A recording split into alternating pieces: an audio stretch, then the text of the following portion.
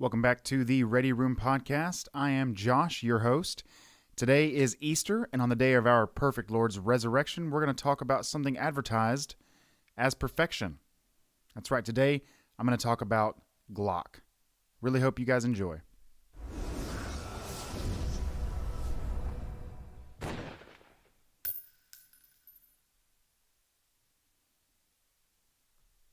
All right. If you are watching on YouTube, then you probably notice that my second chair is indeed empty.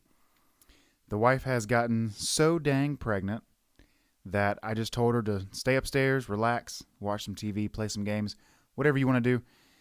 She's due in, just a couple weeks. So I'm going to let her relax, not force her to take part in the podcast if she doesn't want to. We've had a very, very long couple weeks, guys. The past couple weeks have been absolutely awful in our world. So we did take a break last week. I didn't want to, but with everything going on, we got home, and at like 6:30 p.m., I realized, I haven't even had time to write a script this week. So we took a break, didn't want to, but we're back. Well, I'm back. She's going to take a much longer break. Hopefully I will have another person on second chair very soon. I've got a couple people I'm inviting as guests. I also have one that's going to be a potential Zoom call or Skype call guest. That'll be a fun topic. But if you're watching on YouTube, guys, please subscribe, hit the like button, and if you have something to say, please drop it in the comments. If you have any more commentary on our topic today, which is why are Glocks so popular, drop it in the comments. We'll have a discussion down there. Helps with engagement. Really appreciate it. If you're listening on Spotify, Apple, iTunes podcast, or any of the other podcast sites, if you're allowed to leave a review, it would greatly help us out. We would really appreciate it. So please do that. Any kind of engagement we could get, it would really help us out, guys. Reviews for podcasts are the number one way to help that podcast out. So if you've enjoyed us so far, this is our 12th episode. If you enjoyed it so far, please leave a review. It would really help us out, boost on the algorithms, and share it with your friends, guys. If you like firearms and you've been watching or listening to our show, and you have friends that are engaged in the firearms culture, the environment, go ahead and spread it around. Maybe we got something for them that they would enjoy, and we'd really appreciate it. So today we talk about, I say we, like it's not just me sitting here at this table, but why are Glocks so popular? Why was the Glock 19 the most commonly carried handgun in America? This was about 2 years ago, I believe, maybe 3 years ago. It was officially the most commonly carried handgun in America. Why does every firearm owner in America know someone who will only carry a Glock? And why does Glock call its own product perfection? These are a couple questions I want to talk about today because Glock's line of handguns is extremely popular and have a very positive history, which is all true. Glocks are relatively user-friendly. They happen to be a lot of people's first-time firearm purchase, often due to recommendations from other firearms users or the firearm shops that they're buying the firearm from. Glocks are often pushed as the first gun everyone should own, and that's an opinion. I'm not going to agree or disagree with that for now. And yes, the beautiful Empress Penguin wife is in the chat because she's a sweetheart. So, first, I want to talk about the Glock's history for a little bit. Going to go into some very bare bones history with Glock because they don't have the longest history when it comes to firearms makers when you compare them to people or companies like Colt, Smith & Wesson. But they have been around since 1982. The Glock handgun began in 1982 when a man named Gaston Glock, I hope I'm pronouncing his first name correctly, Gaston Glock previously made curtain rods, but he sought to create a modern handgun and improve on every other handgun of the era. He wanted to create and improve the idea of a modern handgun in 1982. So early 80s, guys, handguns were very different than now. HK had a lot going on at the time. There was a lot of different designs put out by a lot of different firearm manufacturers in the 80s. The 80s was actually a really interesting time for firearm development, especially handgun development. So, in wanting to create an improved modern handgun, he focused on usability, reliability, and ammunition capacity. And the Glock 17 won Glock's first contract with the Austrian army as a striker-fired, polymer-framed duty handgun, carrying 17 rounds in the magazine plus 1 in the chamber if one so chose. So right away we've got a duty-carried handgun, 17-round magazine, striker-fired, polymer-framed. This was the first successful polymer-framed handgun. Handgun specifically, and I'm specifying successful because technically HK made the first commercially available polymer-framed handgun. I think it was called the VP70. Ooh, man, I just talked about this on a different episode earlier, and I already forgot the nomenclature of it. But it was, I'm going to look this up real quick before I forget so you guys don't think I'm stupid. But VP70 was the polymer-framed handgun. There we go. But Glock was the first mainstream success in polymer-framed handguns. So gets the Austrian army contract with the Glock 17. And then you fast forward to the 1988, and Glocks have arrived in America. Sold to police departments at a reduced rate. So it's very, very smart on Glock's end of immediately, as soon as the firearms hit the American market, they're selling them to police departments and other law enforcement at a reduced rate, at a discounted rate. And this is actually really smart because, and it was intentional, by the way. It wasn't just a fluke. This wasn't just, oh, we appreciate you. No. This was big brain time. They wanted to spread the word and the use of the handgun really quickly and build the reputation for reliability. And the best way to do that, besides just word of mouth, is seeing police departments and law enforcement, the ones in America who use the handguns most, they will spread the reputation. And they did. So the police departments across the country started adopting Glocks. Now, this took some time, don't get me wrong, but it was a lot faster than just trying to market the handgun to military or just putting it on the civilian market, because the testing and the usage rate would be a lot lower. So it was pretty smart on Glock's end to market this to the police. So we fast forward a little further, right? In the 1990s, the handgun had made it into the big screen, Hollywood, including the all-too-famous scene in Die Hard 2, where he goes into a monologue about the Glock handgun. So I think that was the number one help for Glock. I honestly think movies did more help for Glock than the police departments did, just because of how America is with movies, especially in the 80s. Die Hard was a huge franchise, and it was only the second movie, but I mean, Die Hard 1 was great. So Die Hard 2 was going to do really well, and they got the idea of the Glock out to a lot of Americans, some of which who weren't even really into the firearms community that much. Now, fast forward even further to modern times, the handgun models in Glock. Now Glock has handguns with models in almost every common handgun cartridge. They stopped making 45 gap, as far as I can tell, which I wouldn't call a modern or a common handgun cartridge, but they tried to make it one. They've got subcompacts all the way up to long barrel competition model handguns. Glocks have become the most common firearms. I would say one of the most common handgun firearms in America. I would say it's really second only, like, if we were to say firearms in general, it would probably only be second to AR-15s. And that's not even a brand. That's just a model, a type of firearm. The Glock is probably the number one most common handgun in America. If you would have asked me 10 years ago, I might have said 1911s. But I think they've most likely surpassed 1911s in just commonality. They still have many law enforcement contracts. Every law enforcement agency near me, in my area, does carry Glocks. They're finally switching away from 40 back to 9mm, which is great. It took them way too long to do that, but Glocks are everywhere. Federal law enforcement, local law enforcement, state law enforcement, because you can break it down into three categories pretty much. They've got contracts across the board with Glock. Not every single one, obviously, but I'm saying Glock has spread into all of these different forms of law enforcement and gotten contracts with all of them, as well as some military use in different countries around the world. I don't know exactly which ones because it's actually kind of hard to just try to figure out where Glock is used because it depends on the unit, it depends on the time, it depends on which branch. It's very complicated. So let it be known that Glock does see military use across the world.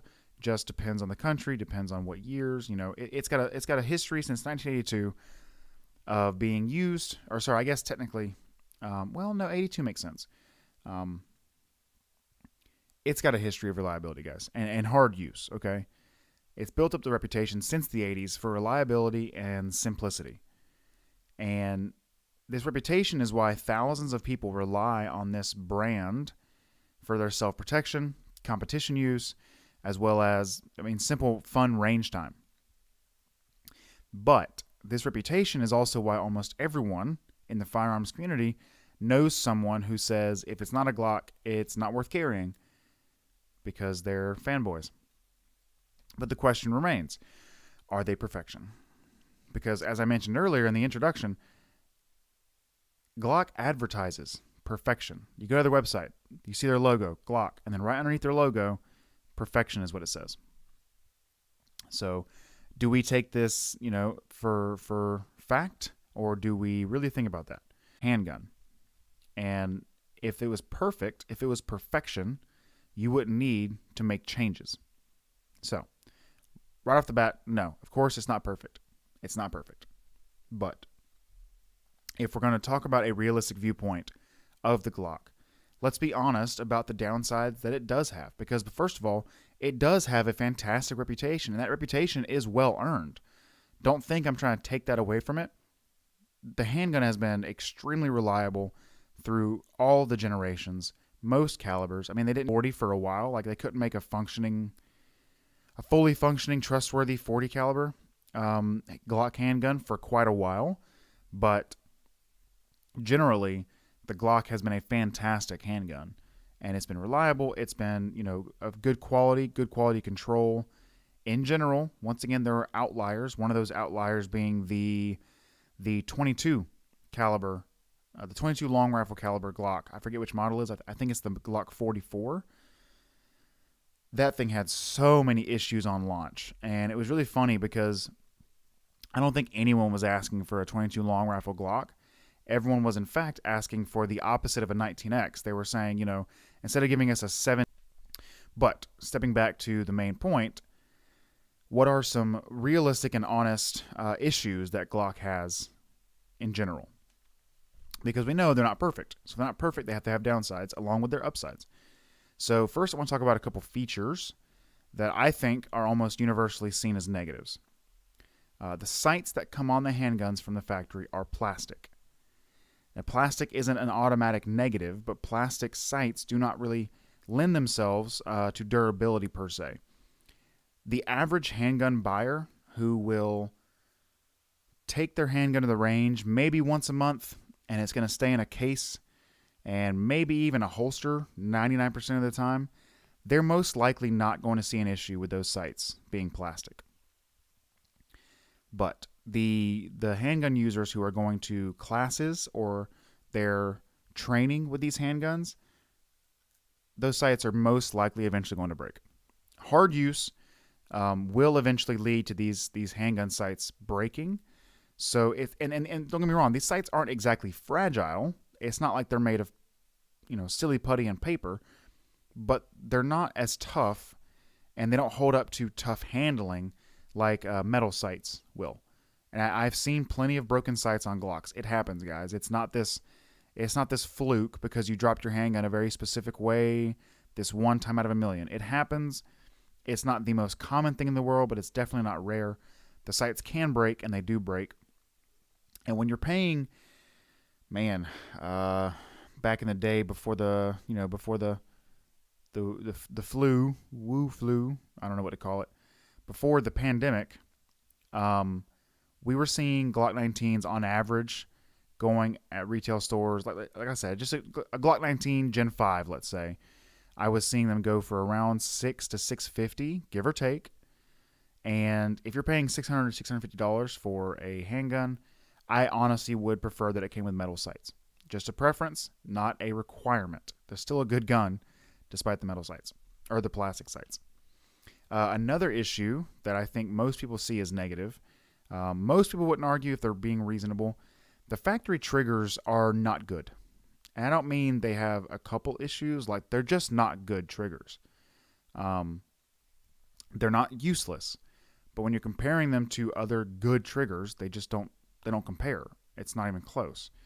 The weight of the trigger isn't the worst part.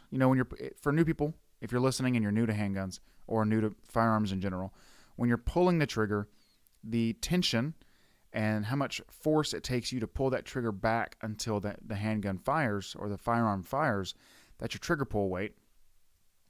And their trigger pull weight isn't that bad, although I have tested a lot of Glock triggers, and a couple that I've tested from the factory came in around 7.5 pounds, while they're advertising 6.3 for the majority of their handguns.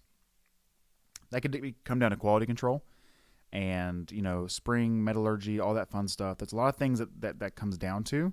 Sears, all kinds of stuff, guys. But I would honestly say 6.3, 6-pound trigger pull for a carry handgun really isn't that bad. Like, that's not the biggest deal, because you don't have an external safety on Glocks, which is, in my opinion, a good thing. That's another positive for Glock. No external safety, just the built-in trigger safety. So a 6-pound trigger pull, if you train with it, not that bad, because it's part of your safety mechanism along with your firearm safety rules and your trigger finger.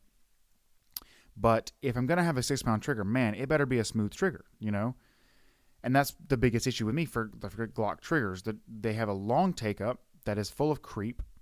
So before I even get to the breaking point of the trigger, it's long, it's not smooth, and then when it does break and the handgun fires, as you let the trigger out and go towards the reset, which is where the trigger literally resets, it's a long reset, man. It is way too long. Way too long of a trigger. So, like, if you were to ask me, okay, how would you just make Glock triggers better from the factory? I wouldn't tell you to reduce it to 4 pounds. I would tell you to clean up the take-up and the reset. That's the biggest issue for me. A smaller issue with the trigger for me is also the curve of the actual trigger shoe itself isn't great. I think that curve is becoming outdated. It's nowhere near as bad as the factory Smith & Wesson M&P trigger. The curve of the trigger on the M&P is way worse. It's like a half moon. It's awful. Not bueno. But that's nitpicking. Genuinely, that's nitpicking. I know a lot of trainers that literally train their classes with factory Glocks just to show that it can be done. And they're 100% right, guys. If you practice with what you're carrying and what you buy, you can get good with anything. You can get good with an 8-pound trigger pull. It just comes down to manual of arms, right? It comes down to practice and trigger time. So don't get me wrong. These sights and the trigger that I have an issue with Glock are not useless. In fact, they are completely serviceable. But serviceable and good are two different things, right? So we're having an honest conversation about the positives and the negatives of Glock. And in my opinion, these two things are negatives. And 9 times out of 10, you'll see experienced firearms owners. They often will buy a Glock, and the very first thing you see is them swap out the sights and then swap out the trigger with upgrades. Now, there is nothing wrong with you upgrading your handgun. But if you're going to tell me that handgun is perfect and then spend $300 extra on top of the $600, $650, give or take, depending on what model, all that fun stuff. If you're going to spend $600 or $300 on top of that, switching out the sights and the trigger, about $150 a piece. You can get sights for $100, you can get sights for $200, you can get a trigger for $115, you can get a trigger for $250. But generally, about $300 upgrading this thing. How is it perfect? In fact, how is it even that great? Because here's something people don't like to talk about. Often, when you start switching out trigger components with Glocks, reliability changes drastically. Almost every serious malfunctions I've seen with Glocks have happened after a trigger replacement or a trigger swap. So you're changing tolerances, guys. You're changing dimensions inside the handgun. They're not major dimensions, but I mean tolerances matter and quality control matters. So what if the trigger you got, what if the Glock you got's fine? You put a trigger in it, that trigger company's quality control was slightly off. Well, now you just put a trigger in there in a gun that you think is super reliable because it's a Glock, but you just took out part of the Glock parts. And now you put in aftermarket parts. Well, don't be surprised to see issues. I'm not saying it's guaranteed. There are a lot of fantastic trigger companies out there that make really good product that have no issues. And there are other companies that make 60-40 good product. And, you know, you might be one of the unlucky people that got the 40%. So, like I said, don't get me wrong, guys. I'm not saying that the factory sites triggers are useless and you have to swap them, because they're not useless. They're very serviceable. It's just that these two features can be drastically improved. But you got to be careful. You got to be aware of the quality control you're putting into these things, because, like I said, I've seen a lot of issues start when swapping out the trigger pack. Let's just say the trigger assembly, the trigger components, because there's more than just a trigger. I've seen more issues out of Glock after the trigger has been swapped and the trigger parts have been swapped than beforehand. So just keep that in mind. But I mean, I rarely see a person carrying a stock Glock. I mostly see trainers doing it just to show that it's possible and very doable. I rarely see somebody carrying a stock Glock 19 or Glock 19X. You know, it's very rarely stock.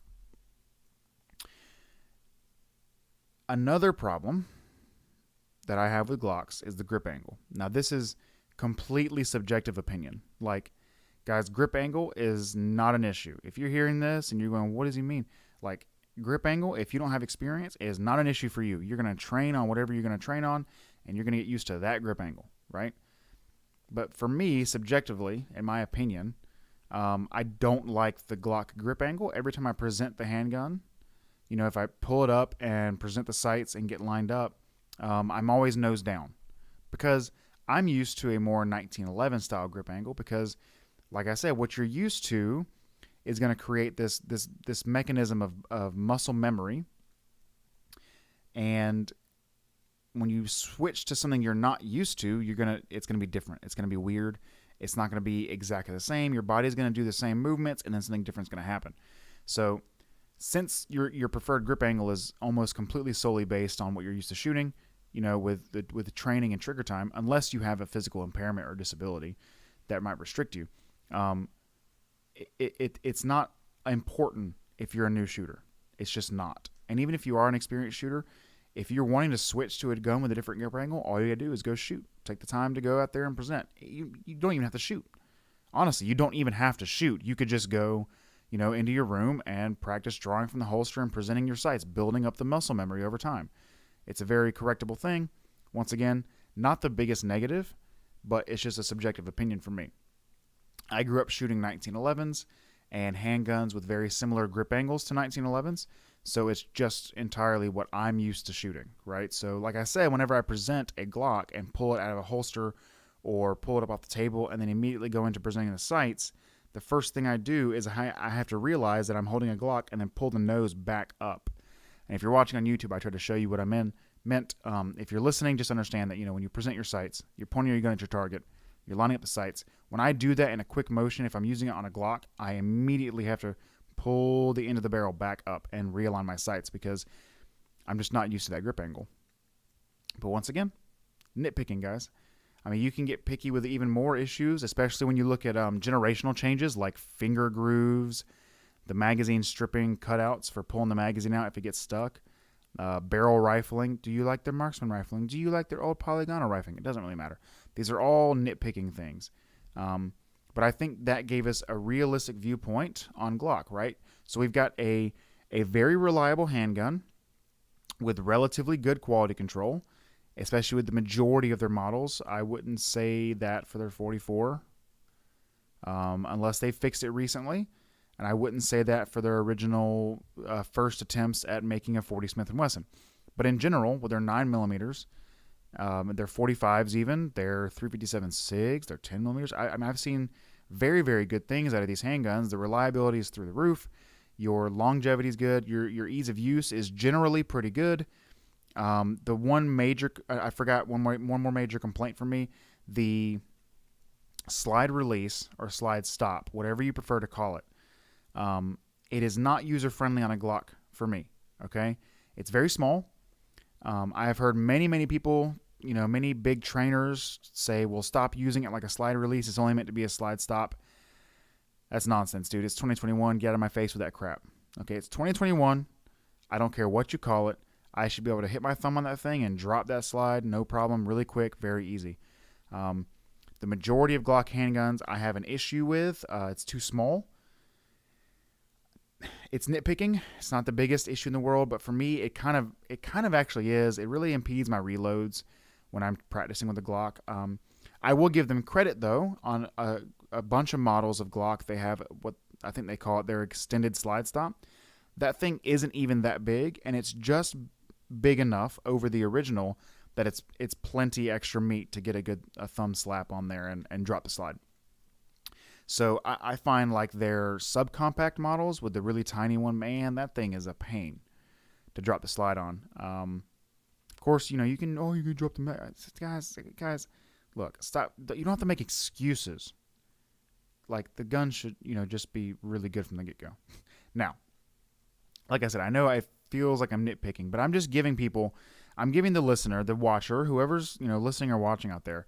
If you're not sure about Glock and everyone you talk to just says it's the best gun in the world, okay, well, here are some realistic viewpoints on some issues that they do have. And this is not to say you shouldn't get the Glock. I still think if you want a reliable handgun that is affordable and will most likely last your entire life, you should probably get a Glock. I can give you other options as well if you don't like their grip angle or you don't like the cost of replacing the sights. I can give you other recommendations, but a Glock is still a fantastic recommendation. The Glock will do the job. It will work, and it will last, man. Like it's not going to be this issue of constant fixing. So we went over the history. We went over some realistic viewpoints on the positive and negatives. One more negative, actually, now that I'm remembering it, just put some forward slide serrations on there on all your models. Gen 6 better come out with 100% forward slide serrations.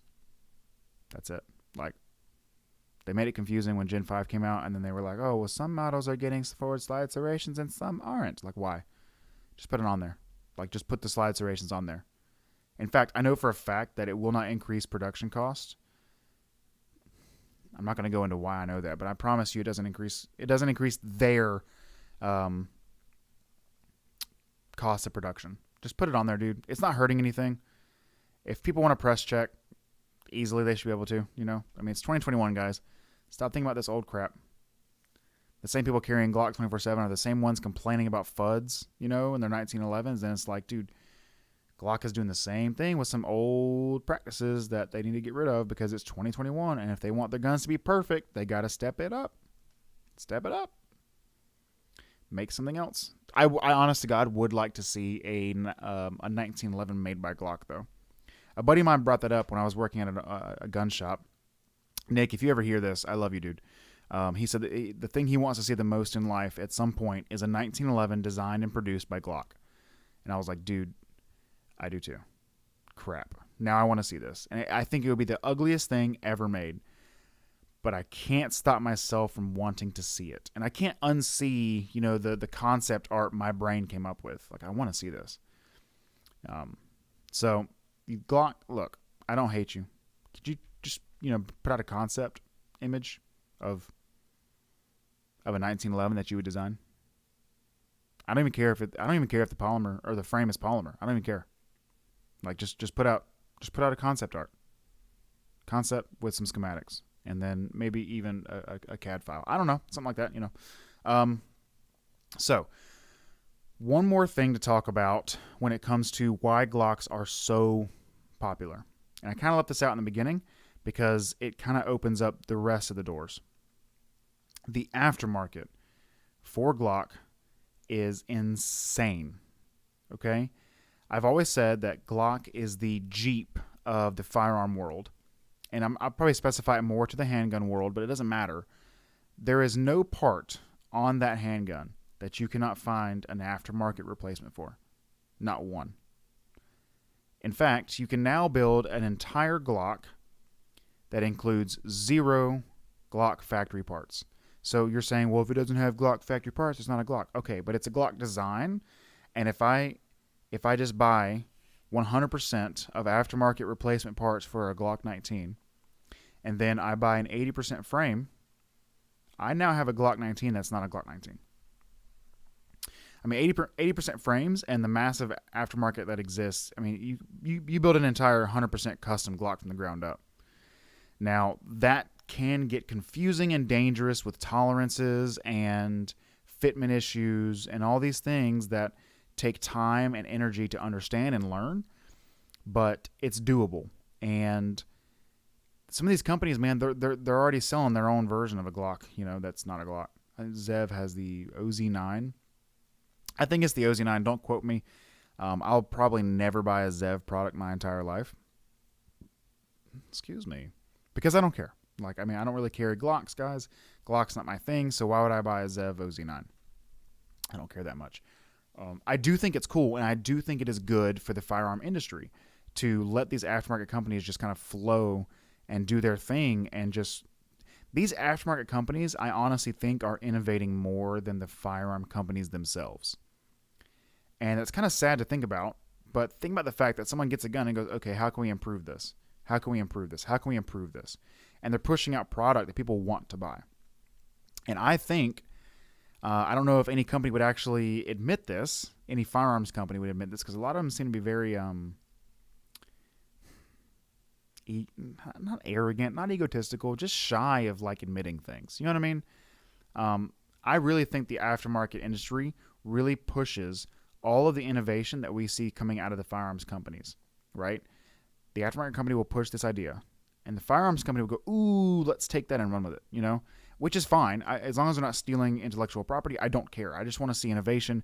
I want to see the furthering of the firearms industry, and I really like seeing this big aftermarket. I wish a lot of other guns would get this aftermarket treatment. I know the M&P series is really coming a long way with the aftermarket kind of growing for them.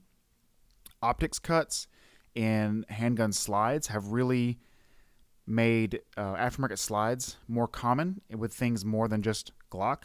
So we're seeing stuff with M&Ps, CZs. I mean, basically everything, guys. You can now find a different slide for it, because if they're going to put out an aftermarket slide with an optics cut, it might as well do some other fun stuff with it and give it some lightning cuts and all this fun stuff, So the aftermarket world for handguns is really booming right now, especially with the Rona. I mean, things are insane. Aftermarket companies are killing it.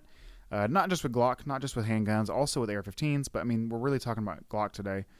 So this is a really good reason, guys. I think this is one of the best reasons, besides reliability, because obviously reliability, durability, that's number one in the reasons to like Glock or why Glock should be popular. I think that's the best reason you could go for. But I think the number two reason, honestly, is the aftermarket, because why shouldn't people like the idea of customization? Customization is making something a part of you and having something unique to you.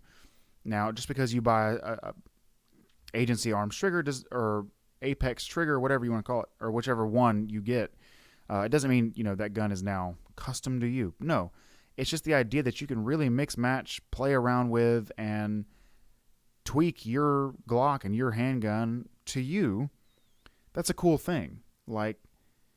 Think about the fact that how many people want to customize their vehicles, but they just can't afford to, because, man, I really want to put this exact turbo and this specific intake on my truck, but it's going to cost me $5,000, and there's just no reason for me to ever be able to afford to do that when I have other priorities.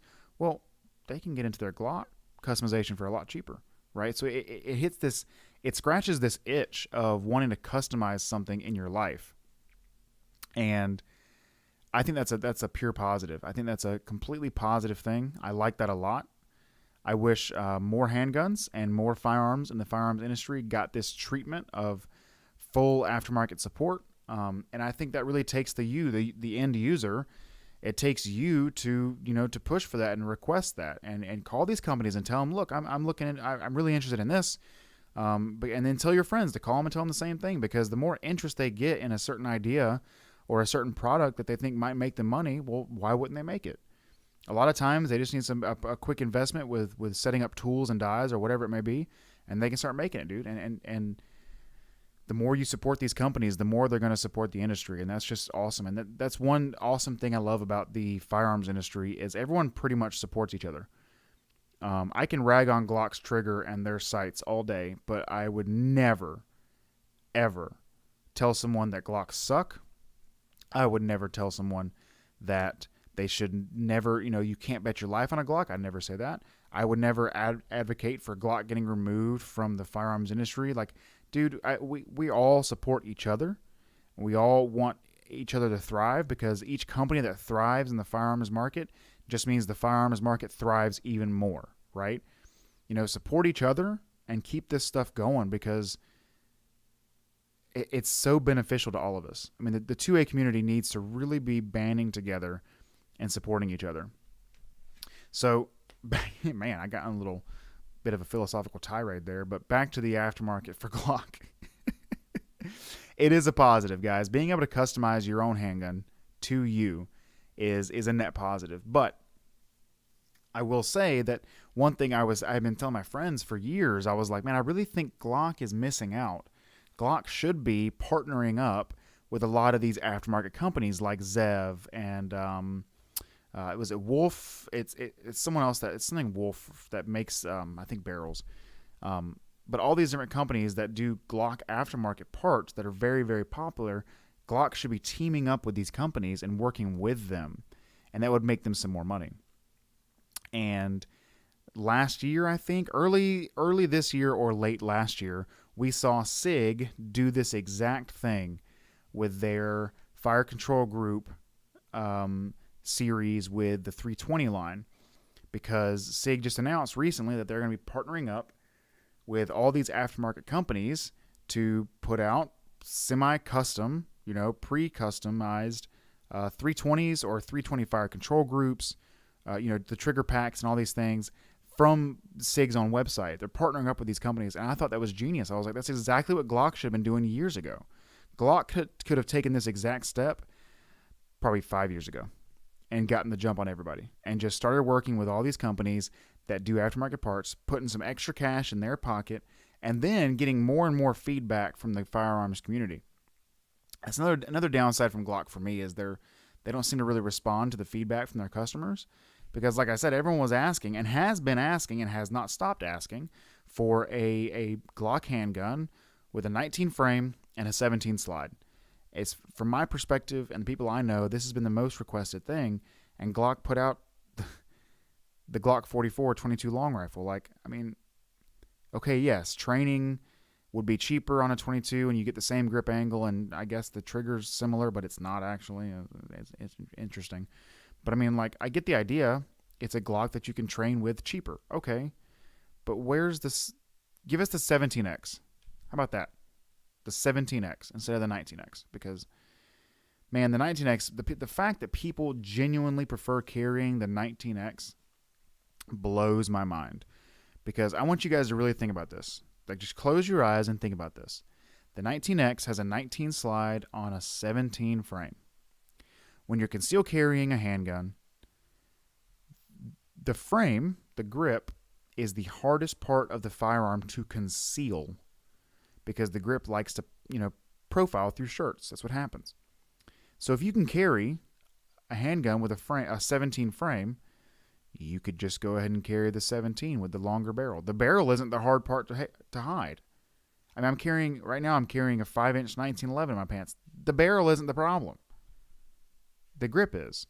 So the only thing I can think of is that the fact that it was supposed to be in the military trials and all that stuff might have boosted its popularity and people wanted it more.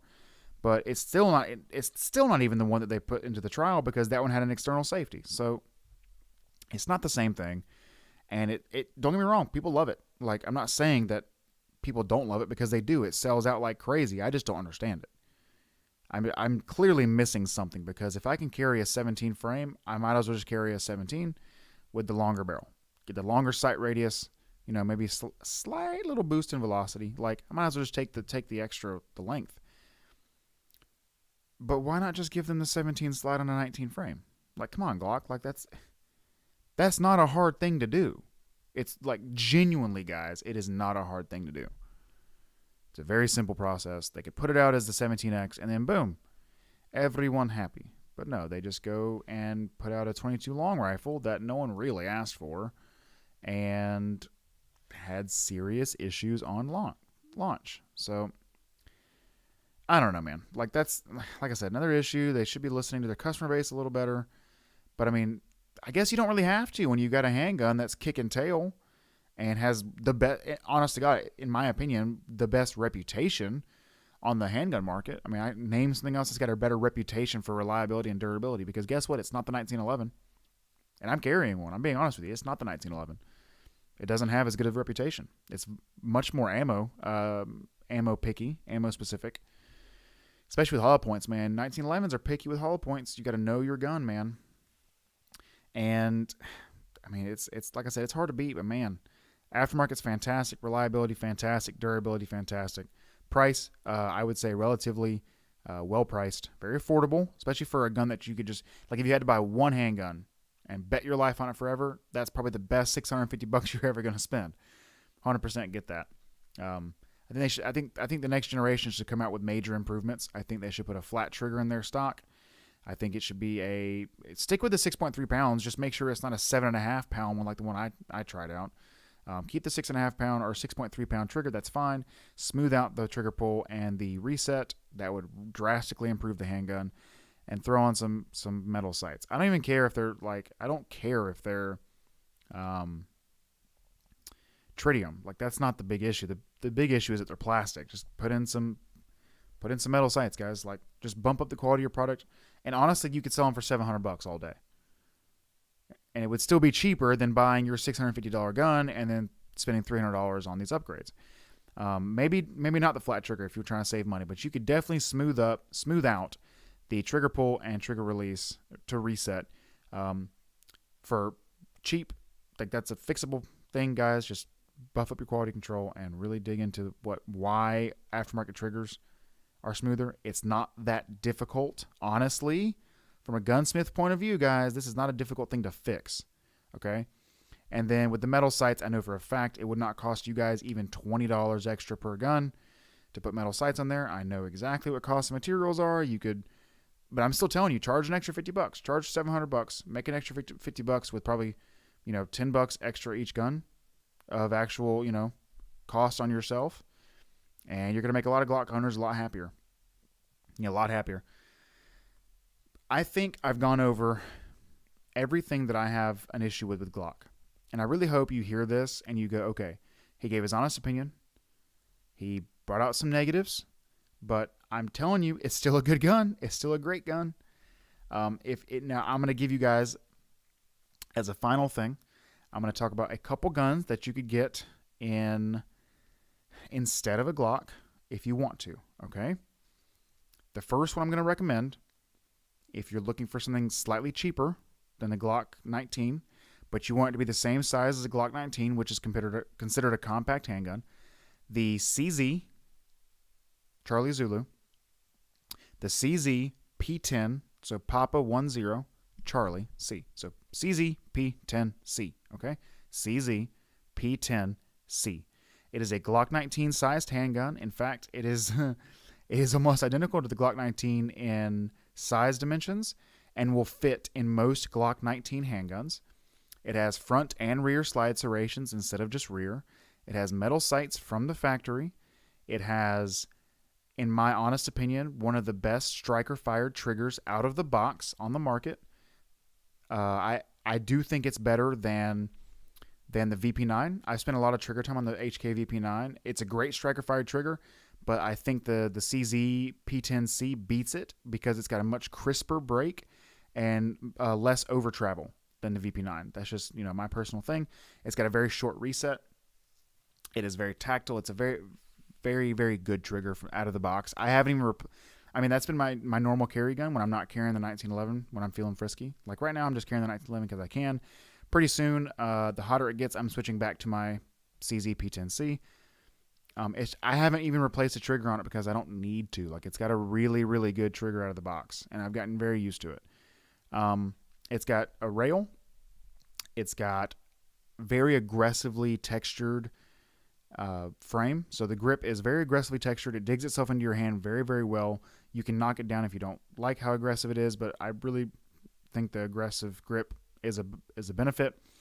It's got exchangeable back straps, 17 round magazine. No, 15. I forget. Honestly, I think it's 15. And then it's got a bigger, trigger guard. It's got a bigger trigger guard than the Glock, allowing for gloved use a little easier.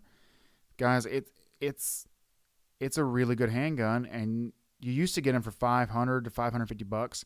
I think now you're closer to $600, but you don't have to replace the trigger and put metal sights on it. It's good from the factory. So that would be my first recommendation if you can find them. They're fantastic handguns. I ran mine over with my diesel pickup truck on my driveway. Long story, but it got ran over, and it is completely fine. Zero malfunctions, no cracks, no breakages, just scratched the finish. So, I mean, good handgun. If you don't want to get that one, if you want something a little different and out of that Glock shape and size, you can go to the Smith & Wesson M&Ps. The 2.0s, I'd recommend. The first generations didn't have enough grip texture. They were very slick. The 2.0s have a skateboard tape style grip texture. Very good. The triggers I would recommend replacing. They're the half moon shape.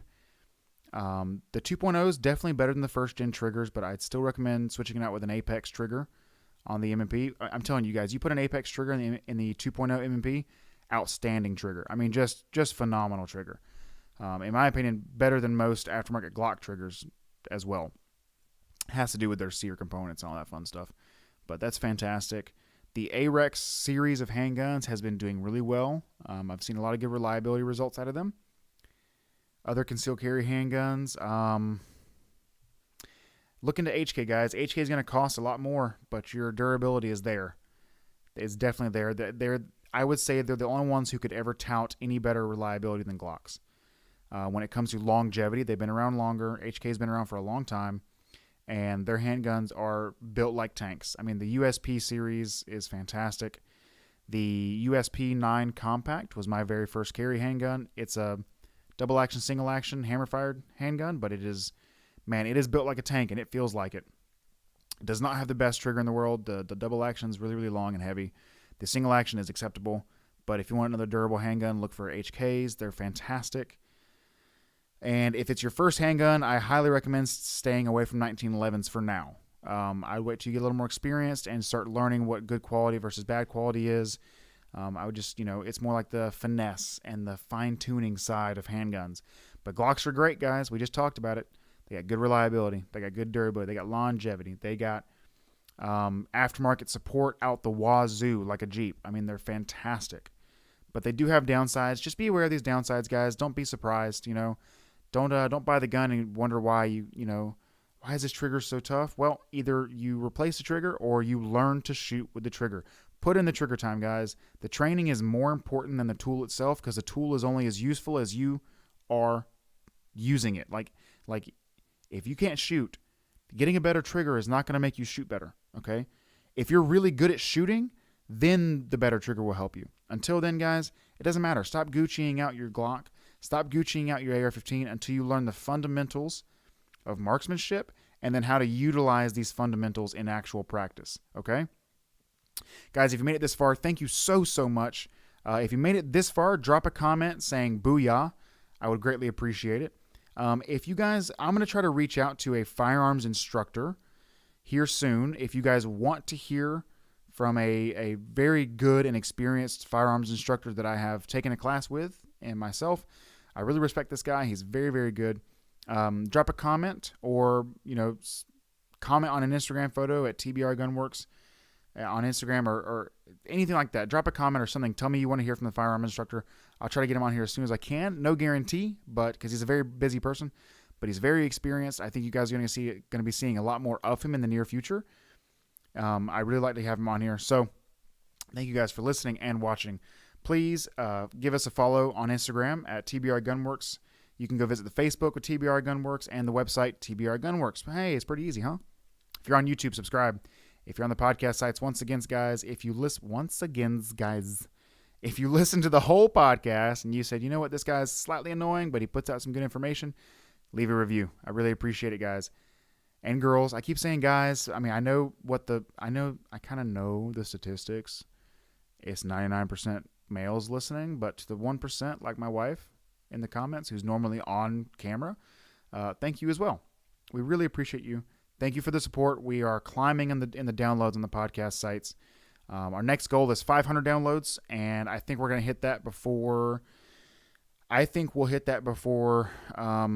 Let's see, what is this? April. I think we'll hit it before June. I think we can hit 500 downloads before June. So spread this out to your friends. Tell everyone that you know that is either looking to get into firearms or is already in firearms. We've got 12 episodes out as of right now, and some of them are definitely geared towards new firearm users. You can send them to those, and maybe that'll help them ease their way into the firearms world without being a little confused. It can be complicated, but it's very fun, and it can be friendly, and it's supportive, right? And we really, that's all I want to do is I want to support other Second Amendment channels, other businesses, and the entire industry in general. I just want to, spread the love, because so far it's been pretty good to me, guys. So that's all I've got for you. Remember, every gun law is an infringement. Every single gun law is an infringement. So be safe, take care, and we will see you next time. Sundays at 6:30 on YouTube, live, or on podcast sites that night, usually when I can get it uploaded. Take care, guys.